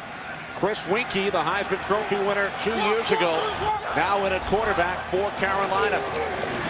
Kelly Holcomb, the backup for the Browns. Handing off to William Green, who gains 2. Out to the 32-yard line. And another Falcons cornerback. This time it's Ashley Ambrose getting involved in the run defense. And I guarantee you, after what William Green did to this Falcons defense in the first half, Wade Phillips talked to his cornerbacks, Buchanan and Ambrose, and said, you guys have got to make some plays here in the run game on the outside. We saw Buchanan make one last series, and now Ambrose makes one right here. Final minute, 3rd quarter. 2nd down and 8. Penalty markers. Movement on the line. Green. Terrific second effort. Out to the 44. Green picks up 12. I think William Green shows a couple things on this play. He shows his vision, he shows his change of direction, and then he shows his strength. Offside. Defense is declined. First down. Penalty decline because Green picked up 12. And William Green has been the best thing about this Browns offense all day long, and I think it's very wise that Butch Davis and the Browns put the ball back in his hands. Green over the 100-yard mark, 103 yards on the ground. 3rd time in the last 6 games. From the 45. It's Green, looks to go up the middle, and Chris Draft was the first Falcon in on the tackle. As time winds down in this 3rd quarter, 3 Jay Feely field goals. Back in Cleveland, Falcons have a 6-point lead, and New Orleans trailing. Falcons need one of those 2 to hold up to make the playoffs for the first time since 1998, and they capitalized on 3 Browns turnovers in the 3rd quarter. They have, and if the Browns, who are playing for their playoff life right now, are going to get back into it, Kenny, I think they have to continue to put the ball in William Green's hands. He's looking really good running it, but I think ultimately they're going to have to make some throws. Kelly Holcomb who has 2 interceptions so far today, is going to have to, I think, put the ball in the hands of his wide receivers, because we talked right at the beginning of this game, and both teams, especially the Browns, felt that there was a little bit of an advantage with their wide receiver core, Quincy Morgan especially, against the Falcons secondary that's really struggled with some injuries. And remember, Morgan fumbled one of those 3 Cleveland Browns turnovers. The other 2 were Holcomb interceptions. Holcomb in for the injured Tim Couch. Well, Morgan fumbled, but I credit that more to Chris Draft and the great game he's having than to Quincy Morgan fumbling. Draft has been tremendous. Also has an interception. Penalty markers on 3rd and 11. Even Butch Davis yesterday remarked about Patrick Kearney, and he said what an incredible motor. 97 defense. Unabated to the quarterback. Still 3rd down. Motor going a little too quickly on that play. He needed to put the governor on the motor on that one. But, you know, in a game where just to get to the National Football League, you got to have a big motor. But in a game of big motors, Patrick Kearney stands out. 3rd down and 6 following the penalty. Browns from their own 49. Holcomb from the shotgun. Under pressure. And he gets the pass away. A penalty flag in the defensive backfield as the pass was caught by Morgan, but he was stopped about 3 yards shy of the marker.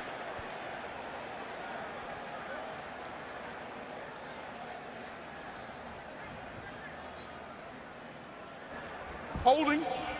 24. Defense. 1st down. Fred Weary is called for holding. A huge penalty on 3rd down. Browns were stopped short, but get the automatic first. Yeah, other than the hold, it's good defense by the Falcons. They get pressure. There's the hold right there, and that's a good call by the officials. He had Andre Davis's jersey, and that was a clear hold. And he's trying to explain it to somebody about how he didn't hold, but that's not true. From the 46, play action. Holcomb to the far side to Campbell. And the tight end, Mark Campbell, down to the 34-yard line, a gain of 12. And as I said, Kenny, it's great to get William Green going, and I think you want to have him be the marquee guy here in the second half for the Browns as they try to come back.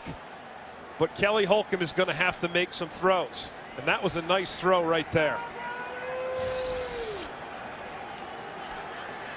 Campbell, of course, caught the game winner last week late in the game against the Baltimore Ravens.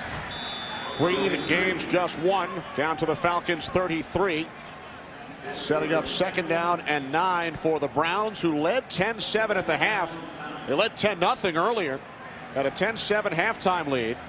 Turned the ball over 3 times in the 3rd quarter, leading to 9 Falcon points. Miami continues to lead New England. That is good news for Cleveland. And that is good news for the Falcons, because if the Saints lose, it does not matter what the Falcons do. They would back in with a New Orleans loss. Off the play fake. Holcomb short. Pass was behind the intended receiver, Andre Davis, who is still running. Well, Holcomb clearly expected Andre Davis, who's a rookie, to break his route off because the blitz comes. And so Holcomb feels the pressure, and if Andre Davis just turns on this one, that's a completed pass for a big gain and a 1st down. So Holcomb read the blitz and made the hot throw, but Davis didn't read the blitz and he didn't make the hot read. Holcomb 5 of 9 in the second half with 2 picks. 3rd down and 9. Play clock winding down. Browns have to get to the 24. Holcomb escapes and now is taken down by Ellis Johnson, his former teammate with the Indianapolis Colts. Johnson's 7th sack this season. Well, this is an outstanding job by the big fish. Ed Jasper just goes right past Sean O'Hara. Nice spin by Holcomb, but Ellis Johnson got in on it as well. big play by the big play defense again. They came into this game, Kenny, 4th in the NFL in quarterback sacks. If the Falcons win this game, it will be the Falcons in San Francisco. Dunn to the 20. Dispassionate the Falcons players were about that game. They really didn't seem to care what happened with the Giants. They were focused totally on this game, winning this game, and putting themselves into the playoffs. Always nice to enter the playoffs on a winning note, even though the Falcons can make it if the Saints lose. I think Dan Reeves did a good job of keeping his team focused on this one, and you know, they might have been too focused. They started this game out incredibly tight, right? Michael Vick, 1 of 6, and an interception. They had a fumble on the kickoff, but since then, the Falcons have regained control of this game. 3rd down and 3. Vick's pass broken up. Terrific defensive play by Anthony Henry. Got the hand in front of Brian Finneran. I think the Browns have shown today that they've got a fine young player in Anthony Henry. We saw him make the play in the red zone, and watch him here again. He makes the break, swats that ball right out of Brian Finneran's hands. Henry, as a rookie last season, was tied for the NFL lead with 10 interceptions. Dennis Northcutt awaiting Chris Moore's punt.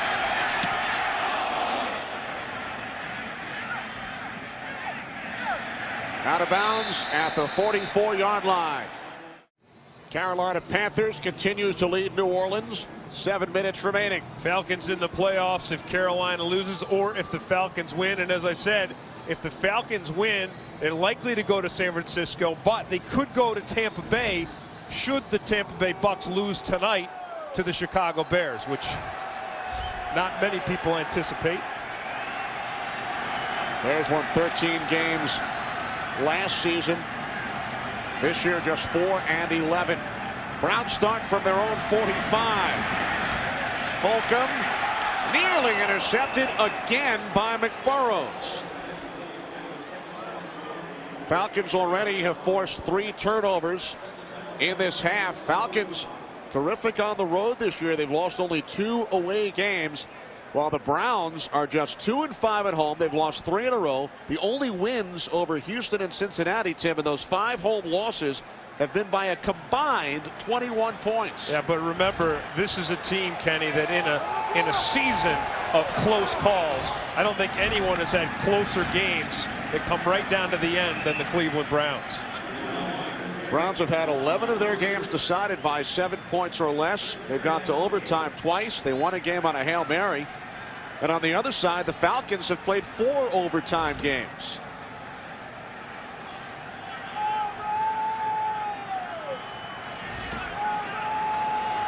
Under 10 minutes to play. Browns have to get to the Atlanta 45. 3rd down and 8. Empty backfield. Everybody out. Holcomb's pass deflected by Ellis Johnson, who sacked Holcomb on 3rd down on the last series. Well, Johnson gets the batted ball, but watch Kearney coming around the outside. And again, I think Kelly Holcomb, no question, he senses Kearney. He rushes the throw and throws it right into the arms of Ellis Johnson. So Falcons defensive line doing a nice job of pressuring Kelly Holcomb here in the second half. Rossum lets it go, which you're supposed to do inside the 10. The Fox technical crew wishes you a happy and safe New Year's. Happy New Year! Well, Tim, let's put some names with the faces. Our terrific technical crew: Jimmy Platt, Jamie McCombs, Jeff Morello, Bill Murillo, Terry Wallace, Steve Baldwin, Gene Matthews, Greg Longstaff, Keith Ornelas, and Tim Martin. Tremendous job all year, guys. Falcons starting deep in their own territory. Warwick Dunn gains only 1 from their own 5-yard line. 2nd down and 9. Vick from the end zone, complete to the fullback George Lane. He fumbles. Lane coughed up the football. It's on the bottom of the pile. Officials will look to get to the bottom. And the Browns have recovered. George Lane, playing in only his second game this season, filling in for the injured Bob Christian, who suffered a concussion last week, loses the football here in the fourth quarter. Lane makes a nice catch, nice effort to run it there, but the ball is stripped. Todd Weiner, the Falcons' right tackle, had it in his hands. But Gerard Warren, the big money second-year player, gets into the bottom of the pile, and he comes up with it. Stripped by Earl Warren, the Browns linebacker. It's the third Falcons turnover. Browns take over on their Falcons 11-yard line. What a turn of events. Green cutting to the outside and tackled by Chris Kraft down at the 7. It's actually, I think it's Corey Fuller, Kenny, who comes in and strips that ball. And then you saw that Weiner had his hands on it, and then he just got mauled by the Browns defense. George Lane, a guy who suffered a concussion in training camp, was cut, re-signed in mid-November. Tough break for the Falcons. Under 3 minutes to go in New Orleans.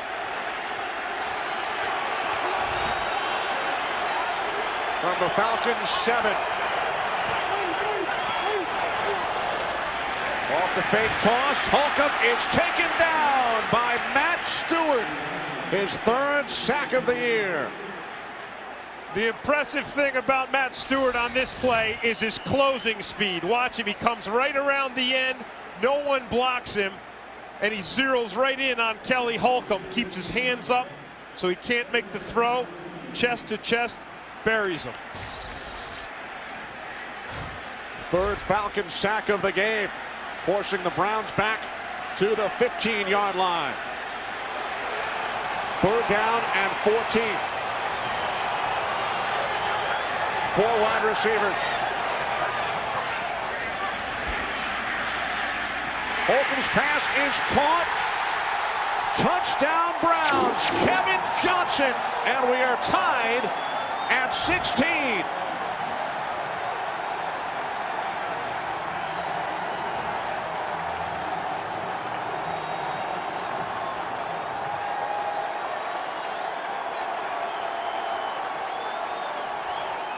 Outstanding X's and O's by the Cleveland Browns. They line up with 3 bunched up receivers, and Kevin Johnson breaks free out of the middle. Dawson gives the Browns the 1-point lead. The Browns are winning and the Dolphins are winning. That is one potential playoff scenario for Cleveland. New Orleans continues to trail Carolina 10-6. Falcons can actually lose this game and make the playoffs. Both teams can wind up going. Allen Rawson across the 25. Anthony Henry brought him down. 6:52 remaining. Aaron Brooks sacked on 4th down. Now his cousin Michael Vick goes back to work. Pass incomplete. Intended for Algie Crumpler. Robert Griffith on the coverage. Kenny, let's go back to that touchdown. I said it was an X's and O's. There's the bunch. And Johnson is left wide open because the 2 defensive backs have to pass off. So Jerron Bolden passes his man off to the outside to Weary, but he's not able to get back to the inside, and the coverage on Kevin Johnson. Kevin Johnson, the go-ahead touchdown. Browns in another close game, leading by 1. Vick on 2nd down. Earl Holmes got a piece of it. Well, Michael Vick is lucky that Earl Holmes isn't used to catching passes that come out that fast, because that was right in Earl Holmes' hands.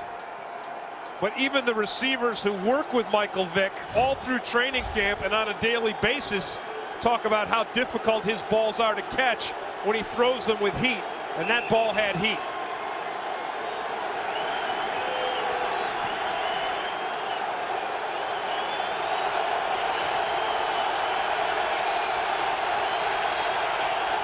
3rd and 10. Falcons have to get to the 36. Vick rolling left, looking across the field. He throws complete to Trevor Galen for a Falcons first down. And this is the kind of pass that people say you should never do. Oh no, looks like Michael Vick may be hurt, trying to walk it off. But when you have Michael Vick's arm strength, you can do it. You can do what you're not supposed to do, which is throw back all the way across the field. So here he is. He sees nothing play side, goes all the way back across, but then takes a shot. And don't forget, we said earlier, both Vick's shoulders have been separated this season. From the 37, Trevor Galen, the intended receiver. The Falcons beat the Giants, and that game a big reason why the Falcons are where they are right now. Lost to the Giants on that October afternoon, and the Falcons would have been 1-4 at that point. But starting with that game, Tim, Falcons have gone 9-2-1.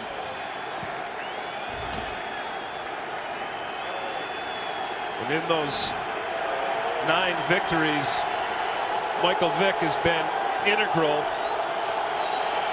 A lot of it with his great running ability. 3rd down and 7. Falcons have to get to the 47. And Vick is knocked out of bounds 5 yards shy by Robert Griffith. And now some extracurricular activity, penalty markers out of the 37-yard line.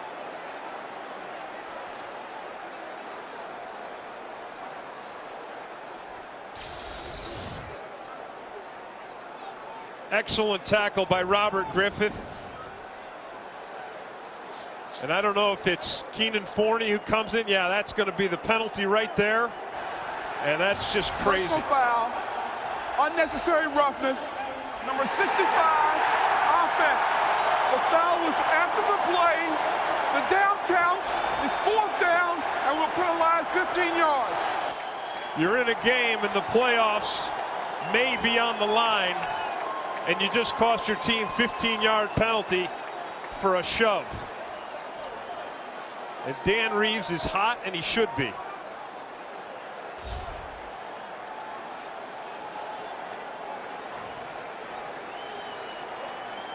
So the Falcons will punt with 5:02 remaining. Reeves isn't finished. Saints might be finished in 1 minute and 2 seconds. They still trail Carolina 10-6. Fair catch called for by Northcutt following the 45-yard punt. Falcons looking to make the playoffs for the first time since 1998. Cleveland Browns in their 4th season back in the NFL. Not made the playoffs since '94 under Bill Belichick. Kelly Holcomb for the injured Tim Couch. William Green, big burst up the middle for a gain of 7. 2nd down and 3. William Green. Green across midfield. It's a foot race. Green takes it all the way. 64 yards. No flags.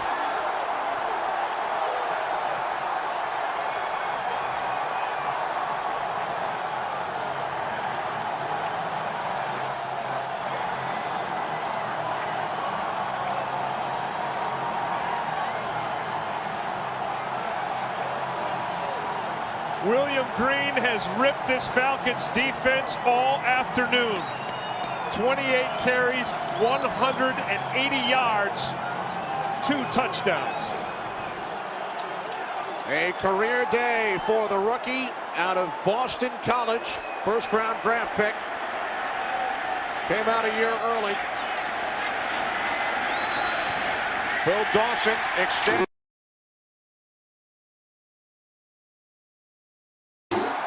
The Cleveland lead to 8 points. So Cleveland looks to be headed to the playoffs now. It's going to be tough for the Falcons to come back 13 points. Look at that. Runs right through 1-2 tackles, and then William Green turns on the speed. We talked earlier, Kenny, about his sluggish start his rookie year, but in the last 6 games, he's averaged over 90 yards a game and almost 4 yards a carry. Today, he's got twice that, 180 yards and 6.4 a carry for William Green. Tim, I can't wait to watch the Falcons explode in celebration on the sideline when they find out that New Orleans will eventually lose, and that's what it sounds like. 35 seconds remaining. Carolina with the football, and New Orleans with no timeouts. Allen Rossum brings it out to the 43-yard line. Michael Vick's pass on first down, incomplete, off the fingertips of Trevor Gaylor. 3:14 remaining in New England. That is certainly good news for Butch Davis and the Browns. If the Browns hang on and the Dolphins win, the Browns in no matter what happens with the Jets and the Packers. But the Browns still have to win this, and I said 13-point. Of course, it's only an 8-point differential. We've seen Michael Vick come back before. Vick slips, gets back up, and throws. It's complete. Down at the 36-yard line. Another big play to Quinton McCord. And there again is the elusiveness, and you get to see on this play why teams don't want Michael Vick to be able to roll to his left. Being left-handed, it enables him to make that much more sure of a throw.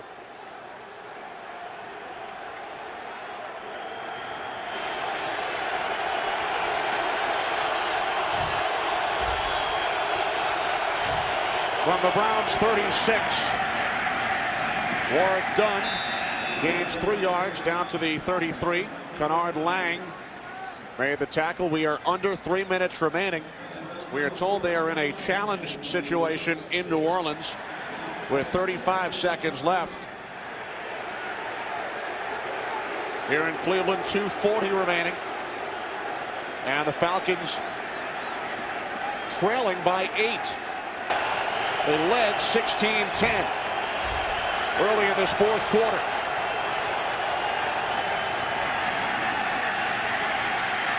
Vick brought down by Mark Word.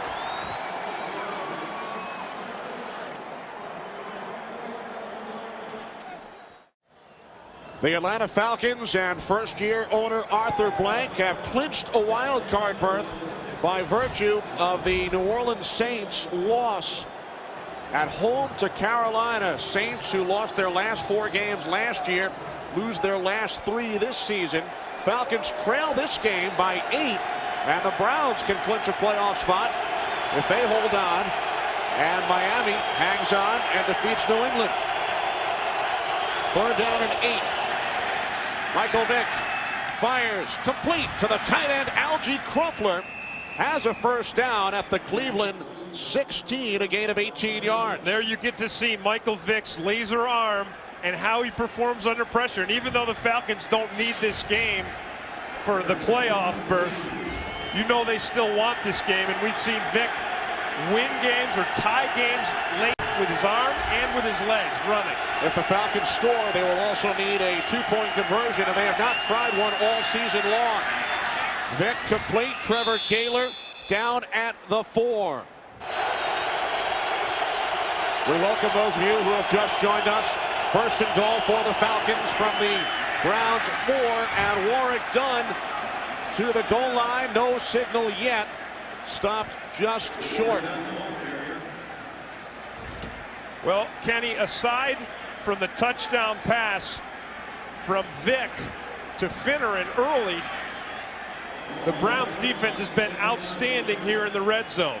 Tim Couch left the game in the 2nd quarter with a broken fibula. William Green had a 64-yard touchdown rush among his 180-yard 2-touchdown day. The Falcons have the playoff berth because the Saints just lost. And as far as the Browns are concerned, the Dolphins' lead over New England has been cut to 3. Vick throwing corner of the end zone, looking for Crumpler.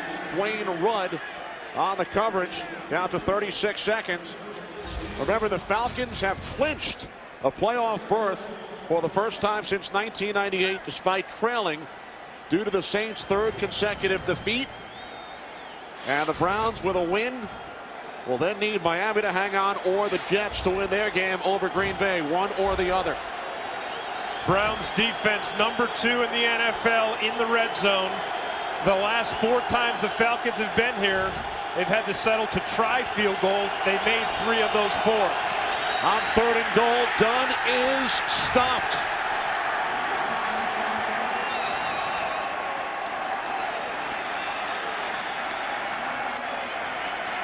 Timeout called by the Falcons with 28 seconds remaining.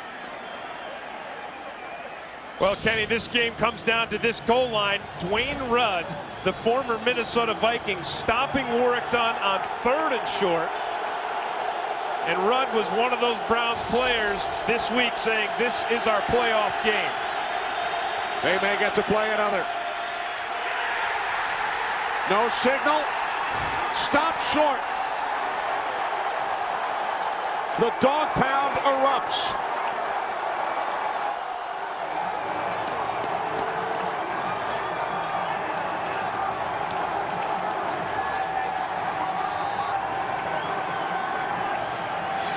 This Browns defense has given up a lot of yards this year, and they've given up 330 today. But when it's counted in the red zone, they have been extraordinary. Warrick Dunn running behind the fullback George Lane, stopped on 4th and goal. Earl Holmes just comes up, gets his pads low, and stuffs Warrick Dunn. So Kelly Holcomb, who started 2 games earlier this season, replacing the injured Tim Couch as the Falcons call their 2nd timeout. Browns come back with 2 fourth-quarter touchdowns after they trailed 16-10.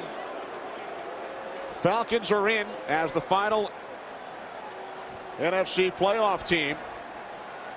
Giants and Falcons, the 2 wild cards. And the Browns 16 seconds away from the victory, and then they will be scoreboard watching. The Browns rookie running back has played better and better all season long. None better than today. 180 yards, 2 touchdowns. One of them a 64-yard run to take the lead. Longest run of his career. 2.5 remaining in New England. Falcons 1 timeout remaining.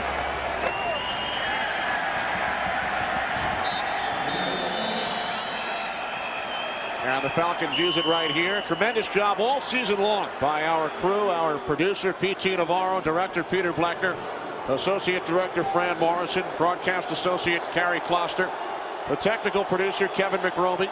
Pre-game show produced by Scott Ackerson, directed by Bob Levy. The studio AD is Jed Love. The studio technical supervisor is Jack Simmons. The senior producer is Bill Brown.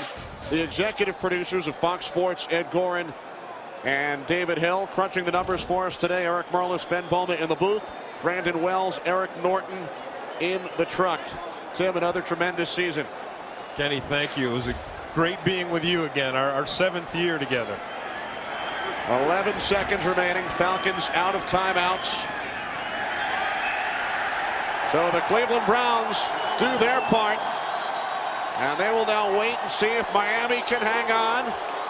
If they do not, Butch Davis will need a victory from the New York Jets. Only their 3rd home victory this season, yet they could be heading to the playoffs.